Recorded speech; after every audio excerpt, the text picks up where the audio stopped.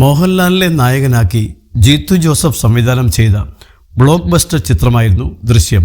മലയാള സിനിമയിലെ എക്കാലത്തെയും മികച്ച ത്രില്ലർ ചിത്രമായി കണക്കാക്കാവുന്ന ദൃശ്യത്തിൻ്റെ രണ്ടാം ഭാഗവും പുറത്തിറങ്ങിയിരുന്നു. കോവിഡ് കാലത്ത് OTTയിൽ പ്രദർശനത്തിനെത്തിയ ദൃശ്യം 2 വലിയ വിജയമായി മാറി. ദൃശ്യം ഫ്രാഞ്ചൈസി ഹോളിവുഡിലേക്ക് റീമേക്ക് ചെയ്യുമെന്ന റിപ്പോർട്ടുകളാണ് ഇപ്പോൾ പുറത്തു വരുന്നത്. ചിത്രത്തിൻ്റെ ഹോളിവുഡ് റീമേക്കിനായി ഗൾഫ് സ്ട്രീം പിക്ചേഴ്സും ജോറ്റ് ഫിലിംസുമായി കൈകോർത്തതായി പ്രൊഡക്ഷൻ ഹൗസ് പനോരമ സ്റ്റുഡിയോസ് കഴിഞ്ഞ ദിവസം അറിയിച്ചിരുന്നു. ദൃശ്യം 1-2 ചിത്രങ്ങളുടെ അന്താരാഷ്ട്ര റീമേക്ക് അവകാശം നിർമ്മാതാക്കളായ ആശീർവാദ് സിനിമാസിൽ നിന്നാണ് പനോരമ സ്റ്റുഡിയോസ് സ്വന്തമാക്കിയത്. നിലവിൽ കൊറിയൻ ഭാഷയിൽ ചിത്രം തയ്യാറാക്കിക്കൊണ്ടിരിക്കുകയാണെന്നും സ്പാനിഷ് ഭാഷയിൽ നിർമ്മിക്കാനുള്ള നടപടികൾ അന്തിമമാക്കുകയാണെന്നും പനോരമ അറിയിച്ചു.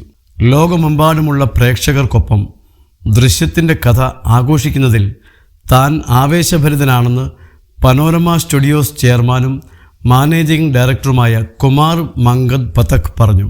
ഈ കഥ ഇംഗ്ലീഷിൽ ഹോളിവുഡിനായി സൃഷ്ടിക്കാൻ ഗൾഫ് സ്ട്രീം പിക്ചേഴ്സുമായും ജോറ്റ് ഫിലിംസുമായും സഹകരിക്കുന്നതിൽ ഞങ്ങൾക്ക് അതിയായ സന്തോഷമുണ്ട്. കൊറിയയ്ക്കും ഹോളിവുഡിനും ശേഷം അടുത്ത 3-5 വർഷത്തിനുള്ളിൽ 10 രാജ്യങ്ങളിൽ ദൃശ്യം നിർമ്മിക്കുക എന്നതാണ് ഞങ്ങളുടെ ദൗത്യം, കുമാർ മംഗദ് പറഞ്ഞു.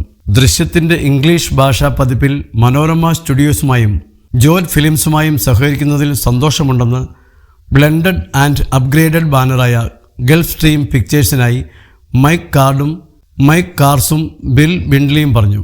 കൊറിയൻ ഇംഗ്ലീഷ് പതിപ്പുകൾ പൂർത്തിയാക്കിക്കൊണ്ടിരിക്കുന്ന ദൃശ്യം നിലവിൽ കന്നഡ, തെലുങ്ക്, തമിഴ്, സിംഹള, മാൻഡ്രിയൻ ഭാഷകളിലേക്ക് റീമേക്ക് ചെയ്തിട്ടുണ്ട്.